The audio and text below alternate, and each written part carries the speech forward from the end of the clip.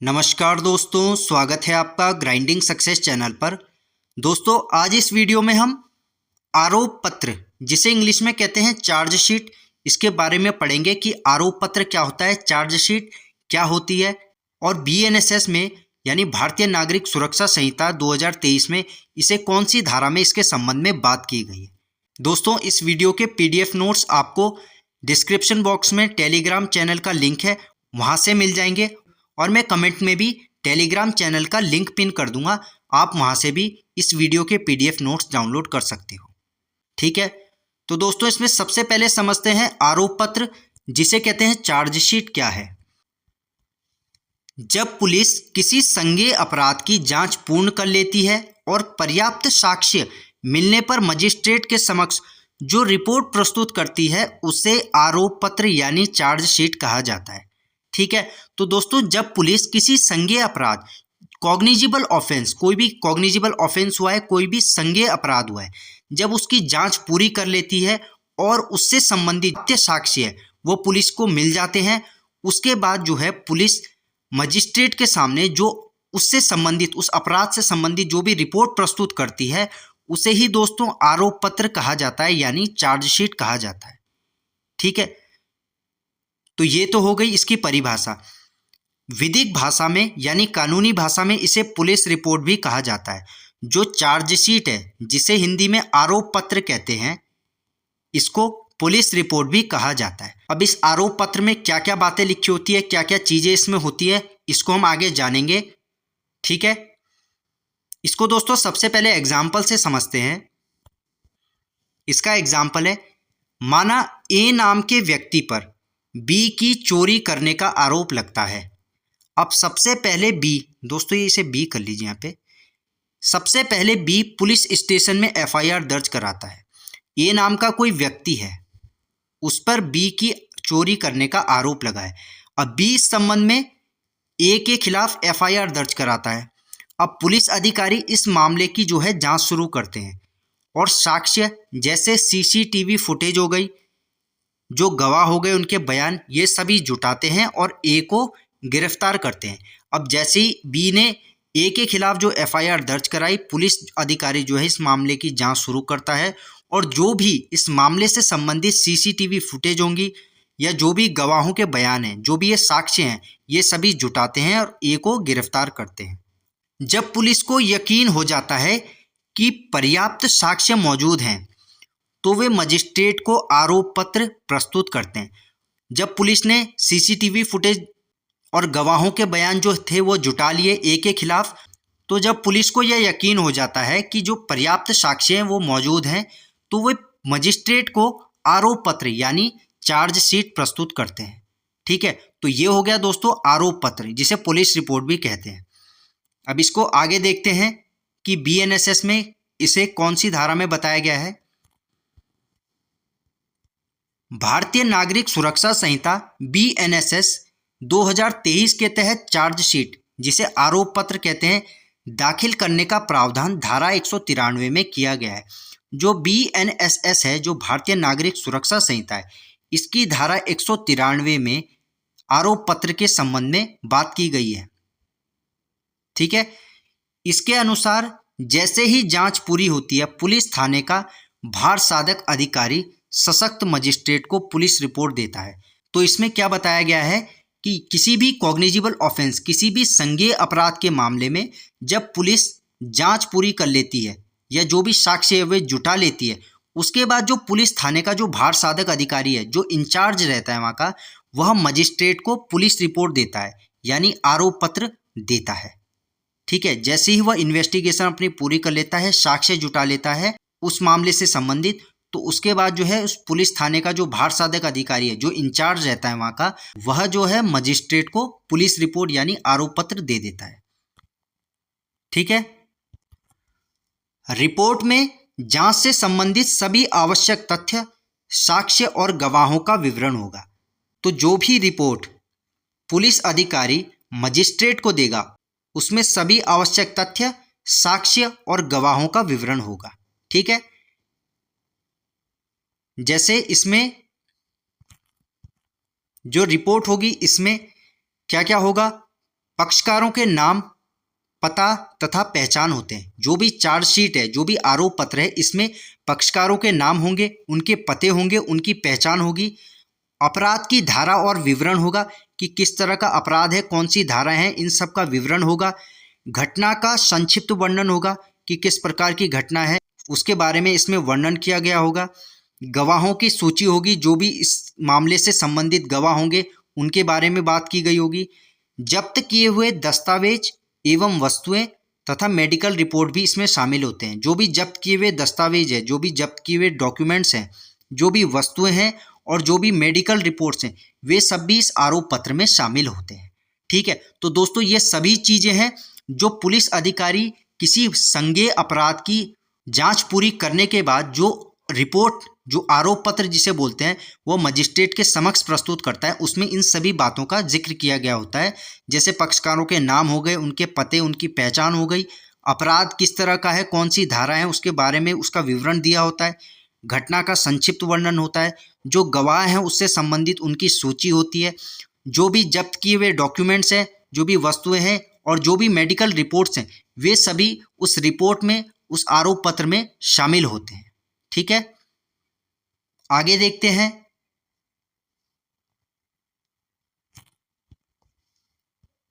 Police अधिकारी 90 दिन की अवधि के भीतर अन्वेषण को बोलते हैं दोस्तों इन्वेस्टिगेशन।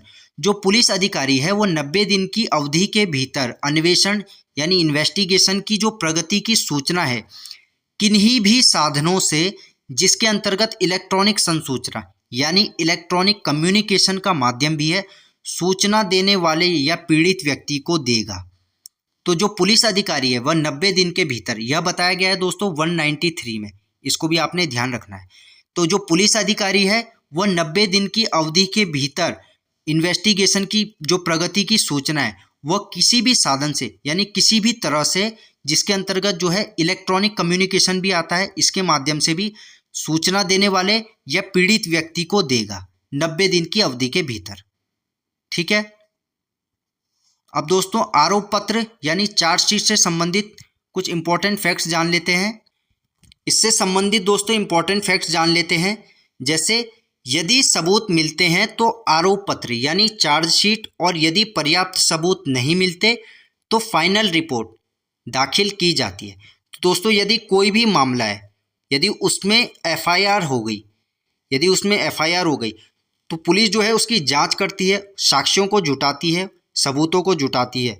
यदि पुलिस को उस मामले में सबूत मिल जाते हैं, पर्याप्त सबूत पुलिस को मिल जाते हैं, तो पुलिस जो है आरोप पत्र मजिस्ट्रेट के समक्ष प्रस्तुत कर देता है। परंतु यदि किसी मामले में पर्याप्त सबूत नहीं मिलते तो फाइनल रिपोर्ट जो है उसमें दाखिल की जाती है। ठीक है, तो ये हो गया इससे संबंधित इंपॉर्टेंट फैक्ट्स। इसको एग्जाम्पल से समझते हैं दोस्तों। इसका एग्जाम्पल है दोस्तों, यदि चोरी के मामले में अभियुक्त के पास चोरी का सामान बरामद हो जाए। दोस्तों किसी चोरी के मामले के संबंध में यदि जो अभियुक्त है उसके पास से चोरी का सामान बरामद हो जाए और उसके खिलाफ सीसीटीवी फुटेज उपलब्ध हो, प्रत्यक्षदर्शी गवाह मौजूद हो, तो पुलिस जो है आरोप पत्र दाखिल करेगी। क्योंकि इसमें हमने अभी ऊपर देखा, यदि पुलिस को पर्याप्त साक्ष्य, यदि पुलिस को पर्याप्त सबूत मिल जाते हैं तो पुलिस जो है आरोप पत्र जो है चार्जशीट मजिस्ट्रेट के समक्ष प्रस्तुत करती है।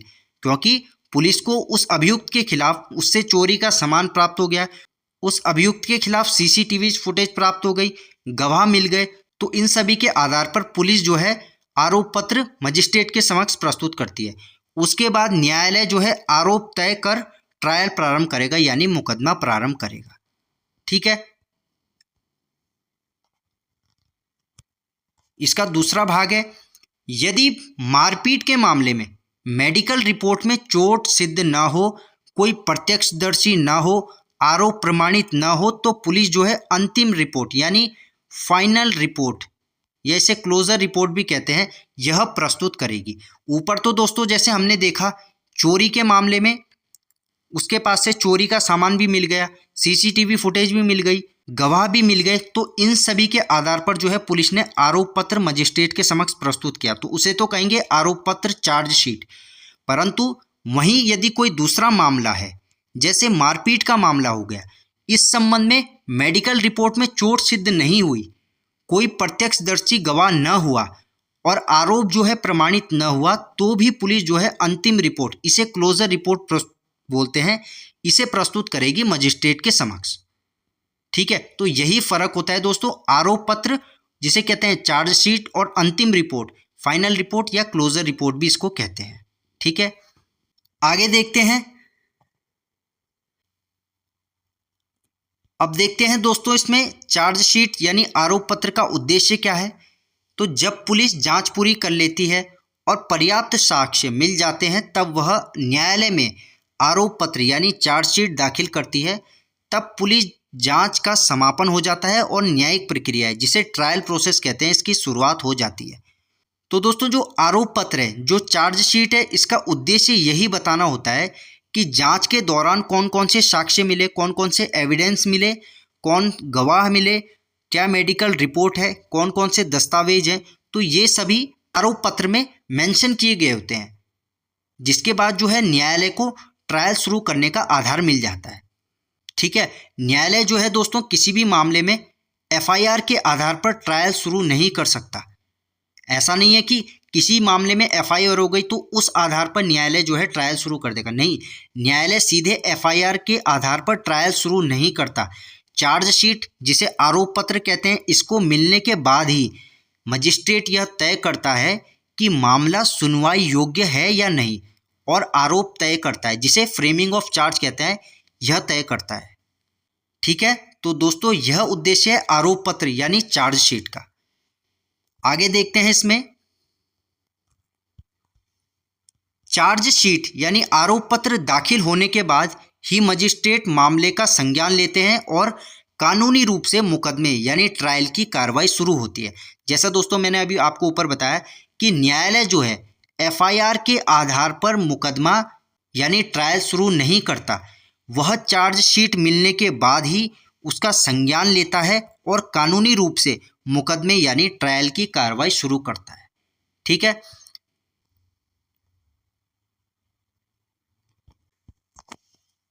यदि तय समय अवधि में चार्जशीट दाखिल नहीं होती तो आरोपी को डिफ़ॉल्ट जमानत यानी स्टैट्यूटरी बेल का अधिकार मिल जाता है। तो दोस्तों यदि जो तय समय अवधि है, जो भी 60 दिन है या 90 दिन जो तय समय अवधि है, इसमें यदि चार्जशीट दाखिल नहीं होती तो आरोपी को जो है डिफ़ॉल्ट जमानत यानी स्टैट्यूटरी बेल का अधिकार मिल जाता है। दोस्तों ये जमानत को जो स्टैट्यूटरी बेल है ये क्या है, ये मैंने आपको जमानत वाले वीडियो में पढ़ा है। यदि आपने अभी तक वो वीडियो नहीं देखी है तो आई बटन पे मैंने उसका लिंक दे दिया है, आप उसको जाके वहाँ से देख सकते हैं। ठीक है, तो दोस्तों यदि तय समय अवधि में चार्जशीट जो है दाखिल नहीं होती तो आरोपी को जो है डिफ़ॉल्ट जमानत का अधिकार मिल जाता है। ठीक है, आगे देखते हैं। अब है दोस्तों पूरक आरोप पत्र यानी सप्लीमेंट्री चार्जशीट। तो पूरक आरोप पत्र क्या है? जब पुलिस पहले ही चार्जशीट न्यायालय में दाखिल कर चुकी होती है, लेकिन उसके बाद जांच में नए साक्ष्य यानी न्यू एविडेंस मिल जाते हैं, तो पुलिस एक और रिपोर्ट दाखिल करती है, जिसे पूरक आरोप पत्र यानी सप्लीमेंट्री चार्जशीट कहा जाता है। तो दोस्तों यदि कोई भी मामला है, किसी भी मामले से संबंधित यदि पुलिस ने चार्जशीट आरोप पत्र जो है न्यायालय में दाखिल कर चुकी है, लेकिन उसके बाद जांच में यदि पुलिस को कोई न्यू एविडेंस मिलते हैं उस केस से संबंधित, उस मामले से संबंधित, तो पुलिस जो है एक और रिपोर्ट दाखिल करती है, जिसे पूरक आरोप पत्र यानी सप्लीमेंट्री चार्जशीट कहा जाता है।